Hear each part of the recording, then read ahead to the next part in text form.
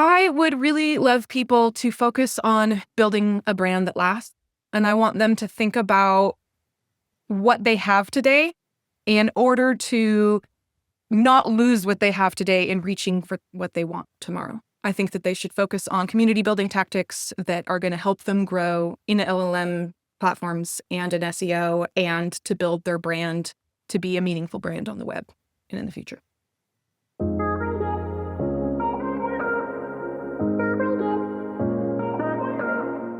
I'm Tory Gray, and this is SEO in 2026. Tory, what's your number one SEO tip for 2026?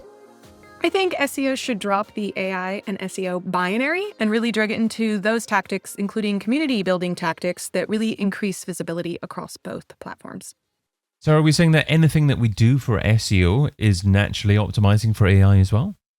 Not inherently everything, but there is significant overlap. The way I like to think about this is it's like local SEO versus traditional on-site SEO, or perhaps SEO for Bing versus Google. We might be measuring the same tactics, but they might be measured in different ways. We might value those tactics at different measures. So there can be changes across maybe what we do for the platform, and we can and should be thoughtful about how we do that. But I think there's a significant overlap and certainly work that benefits both. And for businesses, especially that might be budget limited or that want to make the best use of their resources, there's a lot to be said for leaning into those things that work in all the places, as opposed to really splitting your efforts, or certainly what you're looking to avoid is doing something that hurts you in one platform in order to gain in another. So how would you summarize the key elements that satisfy both traditional SEO and AI or LLMs? I think that there's just a lot of noise. There's a lot of snake oil. There's a lot of desperate shortcuts happening right now. So I think businesses and SEOs are really grappling with how to strike the right balance and do the traditional and the SEO. I think what those tactically specifically are, we can get into that. I think that evolves around auditing and measuring and acting, much like we do for SEO, and doing it in a thoughtful, strategic, methodical manner like we do there. So specifically, are you ready to dig into specifics here? Yes, let's do that. Okay. So auditing, much like SEO auditing, I think that matters for LLMs. LLMs, well, that is to say the AI bots that are doing the crawling on your site, don't render, for example. Gemini being the lovely exception to this rule because Gemini has access to Google data and Google renders, but ChatGPT, the Anthropics, the other big beasts in the room are rendering content specifically. So to the extent that you have critical content on your site that's only accessible with rendering, they might be missing out on those insights. So I think that's critical to understand what is missing and how critical that is or not. Which pages, which content on which pages. Not all content, not all pages are created equal, so it's important to understand the difference. I also know that LLMs, that is the AI bots, can see stuff in your rendered HTML, your view source HTML, that search engines might ignore. So Google renders, so they know what shows up on the page, so they know what matters to them and doesn't. And the LLM, when they don't render, they don't necessarily have that context. So they might be looking at stuff in your source code that might influence them one way or the other. So you could have accidentally embarrassing HTML and CSS comment. You could accidentally have PII issues. So I think you need to audit what is in your response HTML in order to make sure you're not accidentally sharing things that you shouldn't. So it's both sides of the equation. So accidentally sharing things, but also accidentally not sharing things as well if you use perhaps excessive JavaScript in your site. Is that something that SEOs should be more aware of and perhaps do less of, or encourage their developers to do less of? I think JavaScript is really useful and makes for really functional sites, but I think we need to be thoughtful about when and where we deploy that technology. And there's certainly plenty of use cases where JavaScript is great and fine and adds a really rich, lush user experience. So I'm not at all an advocate for not doing it. I'm an advocate for deploying it in good and smart ways. Certainly there's also rich user experiences with JavaScript that still include the pertinent information in the response HTML. So there are ways to deploy both experiences that have the best of both worlds. Where are you in measuring the actual SEO value in appearing in LLMs? Because you also shared that while LLMs might be the search of the future, traditional SEO still is the breadwinner today. And it's certainly the case where, from a click perspective, from a traffic perspective, traditional SEO is where it's at. But of course, LLMs may not necessarily be driving direct traffic, but they could be driving more increased brand awareness and building more brand searches because of that as well. Yeah. I think there's an interesting, narrative where there's a lot of conversations about growing traffic from LLM tools and maybe significant traffic from LLM tools. And it often feels a bit like you don't know what you don't know, and people can say anything because they don't have access to your data. So people can lie. What I've seen based on our range of clients is that the vast majority, especially smaller clients, so if you're not the behemoth in the room for your specific industry, you will drive less LLM traffic. It feels like a bit of a winner takes all. So the inverse to that is we do have big brand clients that are that big enterprise brand, and they are driving significant traffic from LLMs. Granted, that changed a few months ago. There was a big shift in specifically how much traffic ChatGPT was driving. That cliff dove for some of our enterprise clients. That's evolving very quickly, and that could change at a moment's notice because that's how often do they choose to list brand mentions as well as cite those brand mentions and cite those in a meaningful, visible way that encourages people to click through. So a lot of platforms are already closing up and not trying to drive traffic. And that is a significant evolution that we have to think about how to influence and when that matters and when that's of value to our business and when it's not. Something else you say is looking at these two areas of search as binary and shifting to one side of the binary because of all the news and noise actually stands to do a great deal of harm to organic performance in the near future. So does that mean that if you just focus on humans and just write for humans, then you are missing out on a big opportunity by not optimizing for AI at the same time? Not necessarily. I think the situation that I'm looking to avoid is those sorts of short-term spammy tactics that are realistically working right now to drive traffic and visibility in LLMs. So I'm talking about 15-year-old crappy SEO tactics like white text on a white page.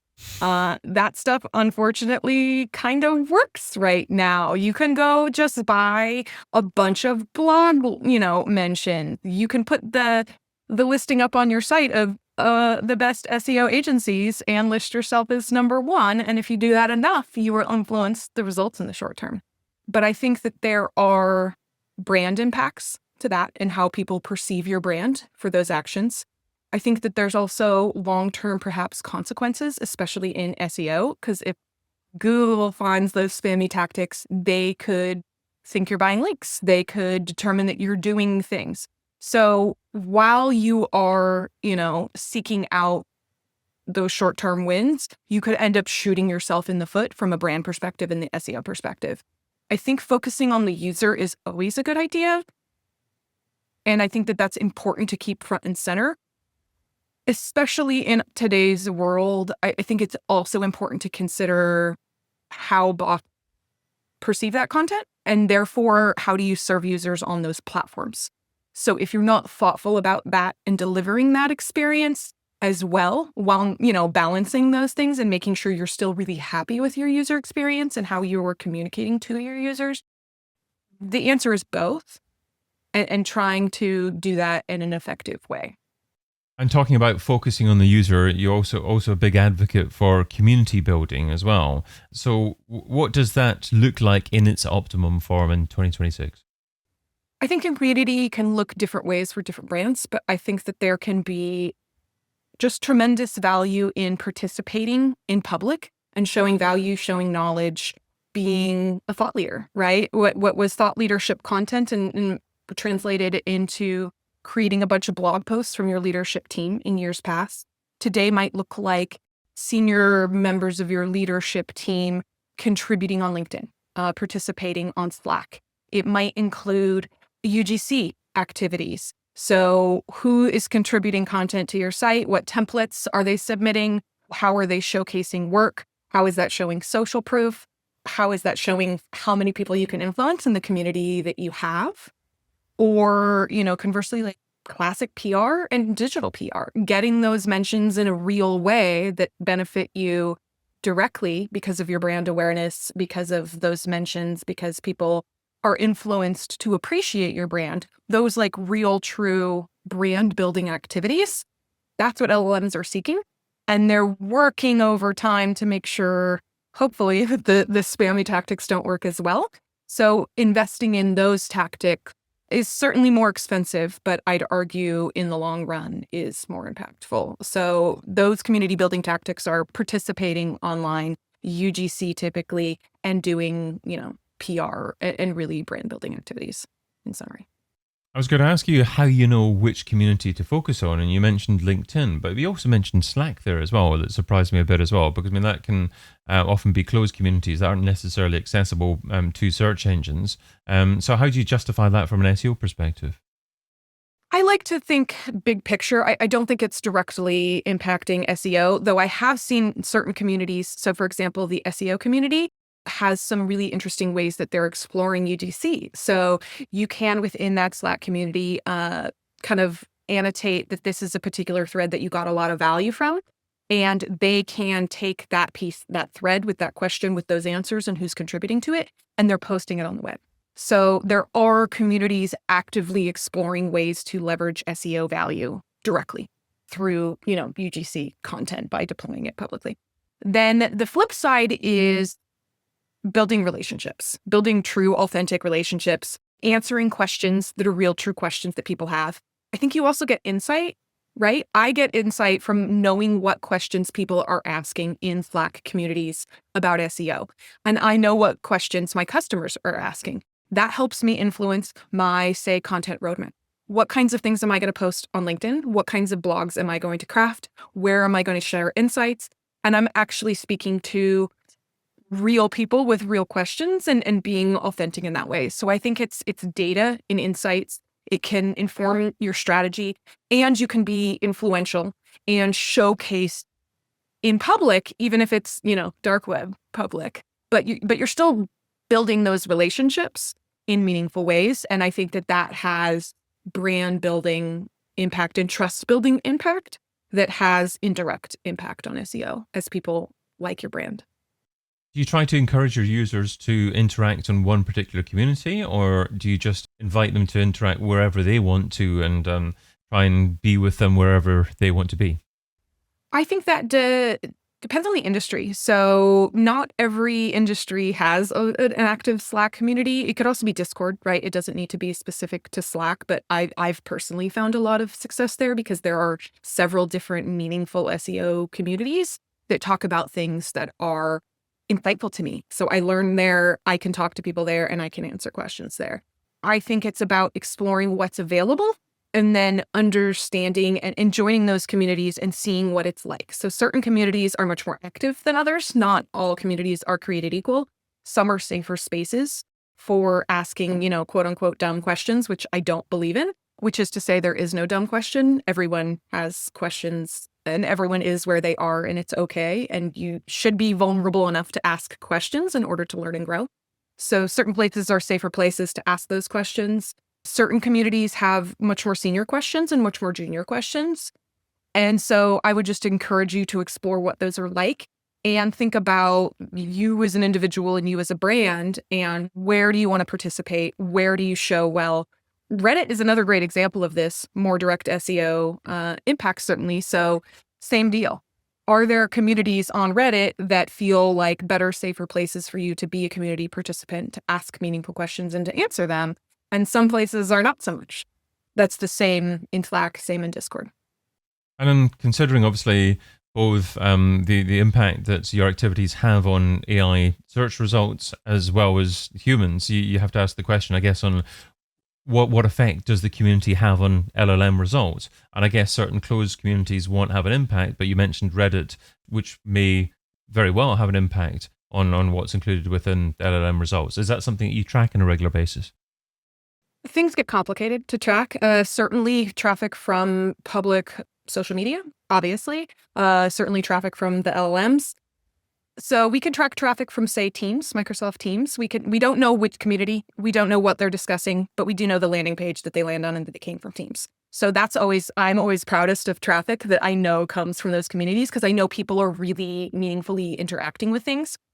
Slack, for example, doesn't tell me that it's Slack. So that's a pain point where that's more dark web. That'll look like direct traffic. But if it's direct traffic to deep pages on the site with complicated URLs, maybe we can make assumptions about how they're interacting, or we can look at things like time on site, right? What actions around engagement are they taking to try and assume?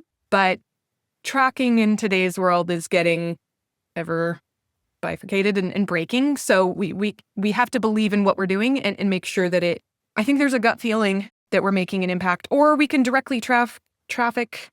I get leads directly in Slack. I get people that ask me questions or want more help because I answered a question that they had in a meaningful way. So we can know directly, and then I still want to track indirectly where possible or directly where possible.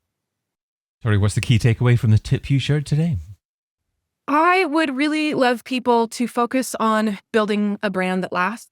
And I want them to think about what they have today in order to not lose what they have today in reaching for what they want tomorrow. I think that they should focus on community building tactics that are going to help them grow in LLM platforms and in SEO, and to build their brand to be a meaningful brand on the web and in the future. Tory Gray is founder and CEO at Gray.co. Find out more over at thegray.company. Tory, thanks so much for being part of SEO in 2026. Thanks for having me. I've been your host, David Bain.